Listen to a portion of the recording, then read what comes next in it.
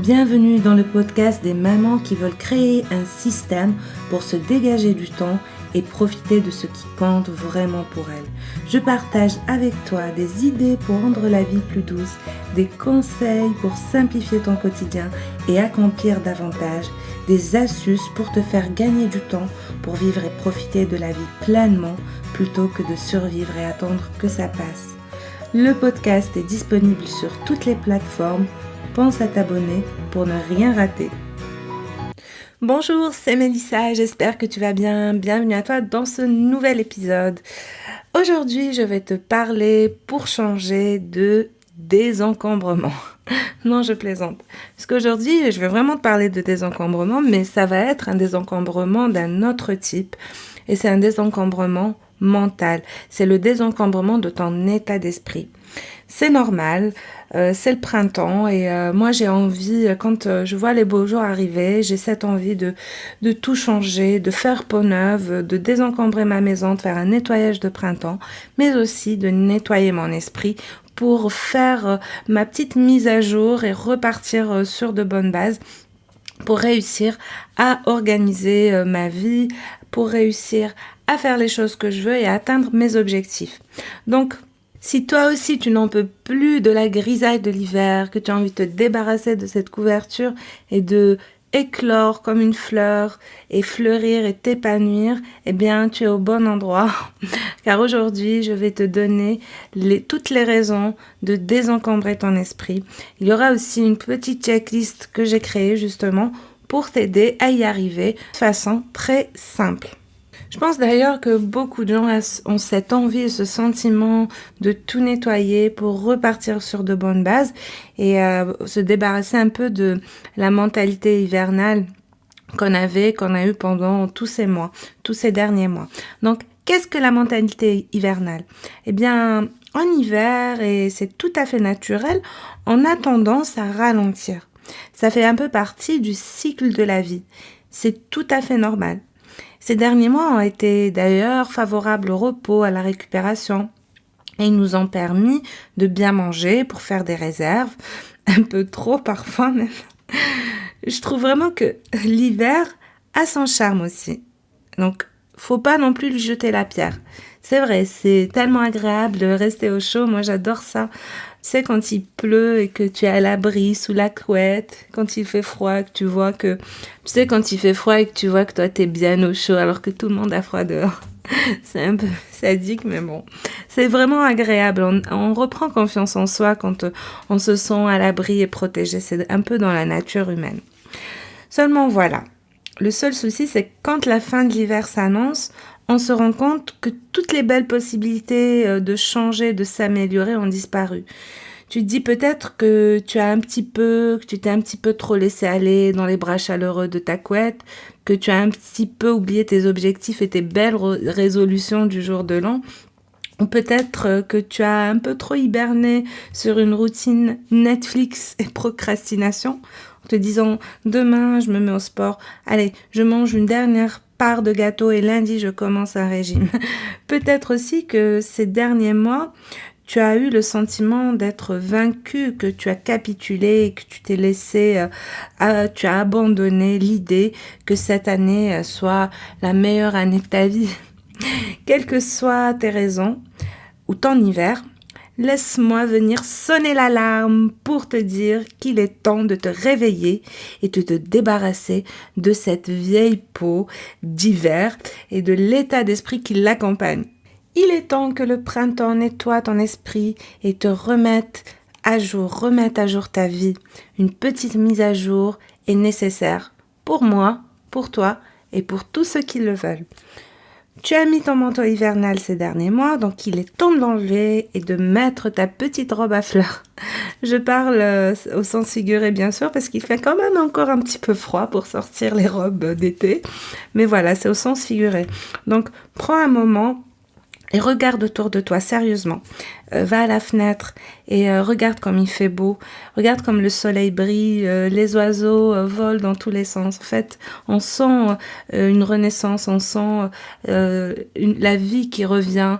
Enfin, moi, j'adore le printemps. Je trouve que les beaux jours, moi, ça me donne le moral et ça me donne envie d'aller de l'avant et faire tout et de faire tellement de choses. Mais seulement, faut pas s'éparpiller et il faut les faire d'une façon organisée. En fait, dis-toi que ton esprit est un peu comme un jardin qui a été laissé sans surveillance et à l'abandon pendant les mois d'hiver. Mais maintenant, le moment est venu pour planter des nouvelles habitudes et des belles routines qui vont te permettre de réussir et de faire ce que tu as envie de faire dans les mois à venir. Le printemps est la saison parfaite pour s'engager dans une nouvelle vie et désencombrer son esprit. À l'heure actuelle, c'est vraiment ta meilleure chance de te préparer, de te lancer dans ta nouvelle vie. Donc, si tu dois commencer un quelconque changement, c'est maintenant ou jamais. Alors ne loupe surtout pas l'occasion de saisir cette opportunité. Le printemps est une saison favorable pour améliorer sa vie et nettoyer son esprit. On ne le fera jamais aussi bien les autres mois de l'année ni les autres saisons de l'année. Donc c'est vraiment la saison propice. Alors fais-en ta saison. Il faut que le printemps devienne ta saison. La saison où tu vas éclore, t'épanouir et devenir la femme que tu as envie d'être.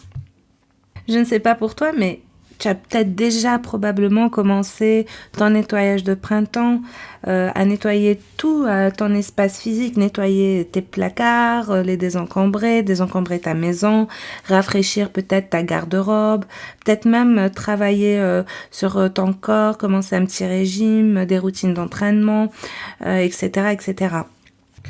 Un nettoyage de printemps de ta maison, tes affaires et tout ce que tu as de physique va t'apporter beaucoup d'avantages dans les mois à venir, mais le nettoyage de printemps de ton esprit va produire aussi des résultats similaires dans ta vie mentale.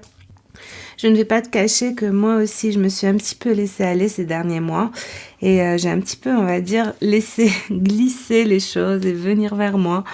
Moi, je suis un petit peu flemmarde de temps en temps, donc j'ai vraiment besoin d'organisation, j'ai besoin d'étapes, d'objectifs, que les choses soient vraiment claires. Sinon, j'ai tendance à m'éparpiller, aller dans tous les sens et ne rien faire et de tout faire en même temps sans avancer, sans avoir de résultats. Donc, comme j'ai cette niaque et cette motivation pour commencer de nouvelles choses, ça m'a motivée pour faire des recherches, pour trouver les moyens de vider mon esprit et de me reconcentrer. Je ne sais pas pour toi, mais je suis prête pour une croissance sans précédent dans ma vie et ce printemps est le bon pour moi. Donc, pense à ton esprit comme à un jardin où tout, ton bonheur, ta santé, tes rêves, tes succès grandissent. Donc, c'est à toi de les entretenir. Donc, voilà.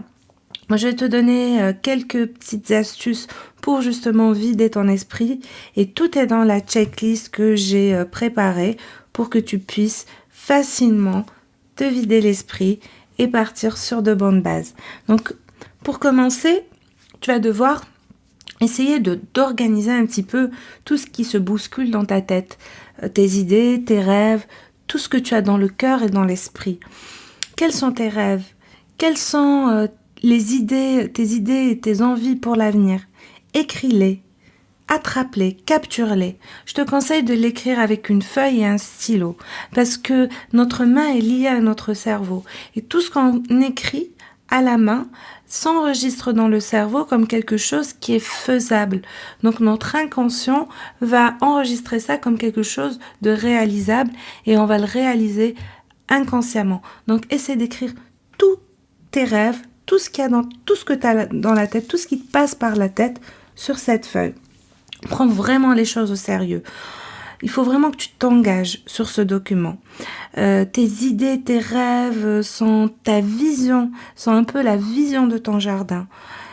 Un lieu généreux rempli de belles choses pour toi. Donc, essaie vraiment de remplir ton jardin avec tous ces rêves. Ton jardin, c'est cette feuille. Écris. C'est une histoire, c'est vraiment le meilleur moyen de faire le vide dans ton esprit. On commence par cette étape. Ensuite, tu peux aussi écrire quelles sont tes peurs, quelles sont tes excuses. Nous avons tous des excuses, des craintes un peu, on va dire, préférées. On a chacun nos petites excuses pour ne pas agir ou pour ne jamais essayer. Donc, on a tendance à procrastiner à cause de ces excuses. Donc, quelles sont les tiennes? Quelle est exactement ton excuse vraiment incontournable? Est-ce que tu n'as pas assez de temps? Tes enfants te prennent trop de temps, te prennent toute ton énergie? T'as pas la motivation nécessaire? T'as pas assez d'argent? Peut-être aussi que tout simplement tu as tellement de choses à faire que ça te paraît une étape supplémentaire, une chose supplémentaire que tu dois faire. Écris tout ça. L'idée c'est de connaître toutes tes excuses, de les écrire pour pouvoir les surmonter. Toutes ces peurs, toutes ces excuses vont être la raison qui vont faire que ton jardin n'aura aucune fleur. C'est les obstacles qui vont t'empêcher de planter tes rêves, tes désirs dans ce jardin. Donc, essaie de déterminer quelles sont ces excuses et essaie de les surmonter. Sache une chose, c'est que vouloir faire quelque chose, c'est le premier pas pour la réussite. Plutôt que de transformer ton joli jardin en désert, essaie d'y planter quelque chose comme des rêves, des objectifs. Essaie d'y planter des choses réalisables. Donc, l'idée, c'est vraiment de virer toutes ces fausses excuses, quelles qu'elles soient, parce que l'état d'esprit, c'est quelque chose qu'on peut travailler n'importe quand, à n'importe quel moment. Tout est dans la tête et c'est vraiment la base pour tout réussir et donc dans sa vie. Et donc c'est vraiment important de commencer par ça, de laisser tout le reste et de se focaliser sur ça. Voilà. Et c'est aussi d'abandonner toutes les pensées négatives que tu peux avoir. Ces pensées-là vont venir obscurcir ton esprit. Est-ce que tu es constamment en train de réfléchir? Est-ce que tu as plein de pensées négatives qui se bousculent dans ta tête? Est-ce que ça t'empêche même de dormir la nuit? Si c'est le cas, eh bien, la petite astuce, c'est en fait, on va reprendre la métaphore du jardin. Dis-toi que ces pensées négatives sont des mauvaises herbes et que tu dois les enlever, les arracher, enlever ces mauvaises herbes de ton jardin. Donc, à chaque fois que tu enlèveras ces mauvaises pensées, il va falloir essayer de planter une graine de positivité. Donc, tu vas enlever la pensée négative et tu vas la remplacer par une pensée positive.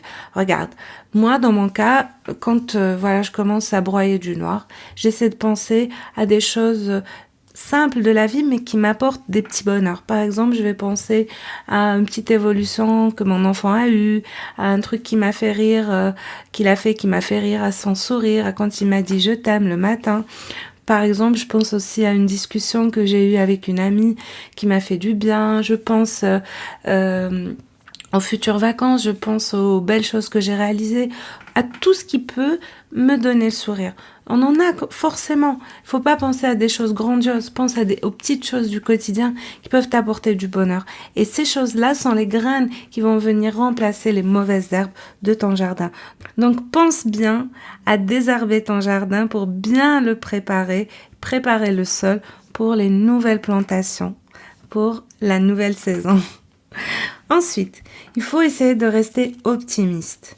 Car, comme dirait ma grand-mère, c'est vieux comme le monde, mais le positif attire le positif. L'optimisme attire l'optimisme. En fait, c'est vraiment un cercle onéreux. Tandis que quand on est négatif, forcément, tout se passe mal et ça devient un cercle vicieux. Donc, sois optimiste en définissant ton attitude mentale de manière positive. Donc, il faut vraiment que tu saches que les choses sont bonnes si toi tu décides qu'elles le sont. Tu peux atteindre tes objectifs et tes rêves si tu crois pouvoir le faire. Sinon, tu n'y arriveras jamais. Donc, vraiment, il faut être positive et croire en toi et en tes rêves pour pouvoir le réaliser. Pour en revenir à la métaphore du jardin, encore une fois, si tu as envie de planter, on va dire, des tomates dans ton jardin et que tu sais à l'avance que tu ne vas pas réussir et que tu es négative et que tu te dis les tomates ne vont jamais pousser, qu'est-ce qui va se passer? Tu ne vas pas planter ces tomates. En fait, c'est ça l'idée. Pour planter, il faut avoir de l'espoir d'une récolte future. Donc, sans espoir, il ne sert à rien de commencer ton jardin. Donc voilà, restez positive. Vraiment, il est temps d'être plus positive. D'accord ? Ensuite, il faut essayer d'être prête pour les prochains mois à venir en ayant un plan avec des objectifs. Essaie de définir quels sont tes objectifs. Est-ce que tu en as déjà ? Quels sont tes objectifs ? Qu'est-ce que tu veux faire ? Essaie de définir un plan sur ça et voir aussi quel est l'avancement des choses. Est-ce que tu as déjà commencé à faire ce que tu as envie de faire, c'est-à-dire est-ce que tu as commencé à te lancer dans ton projet, est-ce que tu as commencé ta simplification de vie, est-ce que tu as commencé quelque chose et quels sont les résultats, est-ce que tu t'es arrêté au milieu du chemin, est-ce que tu avances doucement mais sûrement, voilà, savoir où tu en es dans ton plan et dans tes objectifs de vie. Ça, c'est important. C'est un peu comme, si on revient un peu à ton jardin, c'est de savoir quelles sont les irrigations, quel type d'irrigation il faut pour ton jardin, les dessiner, le type de graines, savoir quels sont les moments choisis pour la croissance de chaque plante. Chaque jardin a besoin aussi d'un plan d'action. Pense aussi à changer tes habitudes et tes routines. Toutes les routines qui ne sont pas nécessaires et qui te freinent dans ta vie doivent changer. C'est vrai que ce n'est pas simple. Il faut en moyenne 21 jours pour prendre une nouvelle habitude. Donc il est temps, c'est le moment de commencer à changer les choses, à changer son alimentation, à essayer de manger plus sainement, à dormir suffisamment, se concentrer sur son temps et son énergie, commencer à économiser pour se libérer financièrement et accomplir moins de tâches quotidiennes. Voilà, simplifier sa vie. Tu peux considérer ça comme un arrosage, une fertilisation de ton jardin, tout en surveillant les mauvaises herbes et les petites bestioles qui pourraient venir abîmer tout ça. Voilà. Donc vraiment, l'idée, c'est d'enlever toutes les mauvaises habitudes et d'instaurer des nouvelles routines et des bonnes habitudes qui pourront améliorer ton quotidien et améliorer ton état d'esprit également. Essaye aussi de pratiquer un discours positif en affirmant avec force que tu es formidable, que tout va bien et que tu peux y arriver. Essaie d'adopter un nouveau mantra. Parle de tes affirmations positives pour renforcer ta pensée positive. Sois sûr de toi et sur ta pensée positive. Il faut on va dire, convaincre. La pensée positive, c'est un peu, dans ton jardin, on va dire que c'est comme parler un petit peu à tes plantes quand elles commencent à pousser, en les encourageant avec un langage aimant, à continuer à atteindre le soleil, à grandir et à s'épanouir. Donc voilà, il est temps pour toi de t'aimer toi-même et de t'encourager. Thomas Jefferson a dit que rien ne peut empêcher la femme ayant la bonne attitude mentale d'atteindre son objectif. Donc, commence maintenant, nettoie ton esprit pour le printemps. Ça va te donner le pouvoir dont tu as besoin pour une semaine, un mois, une année réussie. Donc voilà, si tu ne sais pas comment faire pour désencombrer ton esprit, voici une petite checklist gratuite avec 2 étapes faciles pour pouvoir désencombrer ton esprit au quotidien et puis pour tous les jours de l'année. Voilà, donc n'hésite pas à télécharger ça, c'est en complément de ce petit podcast et c'est cadeau. Voilà, si jamais tu n'en es pas encore là et que tu as envie d'un désencombrement rapide de ta maison, tu n'en peux plus, que tu es submergé d'affaires et que tu n'as pas le temps, que voilà, tu es tout simplement occupé, que tu es une maman avec des enfants et voilà, qui te prennent tout ton temps, mais j'ai créé une petite méthode pour désencombrer ta maison. Ça s'appelle la choco-méthode. C'est un désencombrement par petites bouchées avec plein de petites astuces que j'ai mis tout mon cœur justement pour pouvoir rendre le désencombrement agréable et facile et avoir des résultats immédiats. Tu peux aussi bénéficier de la réduction immédiate de moins 70% sur cette formation si tu t'inscris aux emails privés. Donc si tu es partie de la liste d'abonnés, tu pourras avoir cette réduction. Seulement voilà, attention, la réduction est limitée dans le temps. Je vais bientôt l'enlever car je suis en train de créer une nouvelle formation. Donc vraiment, si ça t'intéresse et que tu veux désencombrer rapidement, que tu n'as vraiment pas le temps, c'est une méthode innovante. Tu ne trouveras ça nulle part. Donc je te laisse y jeter un œil et voilà, si ça t'intéresse, profite vite de la réduction.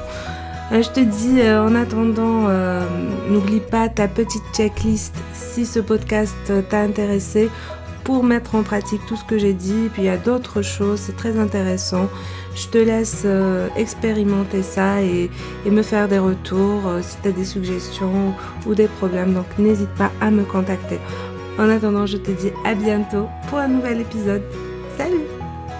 Si cet épisode t'a plu, pense à laisser un avis sur Apple Podcast. Ça te prend seulement 1 minute, tu n'auras à le faire qu'une seule fois et ça m'aide énormément à me faire connaître. Si tu veux continuer à passer un petit moment avec moi, alors abonne-toi. En attendant, je te dis à la prochaine pour un nouvel épisode.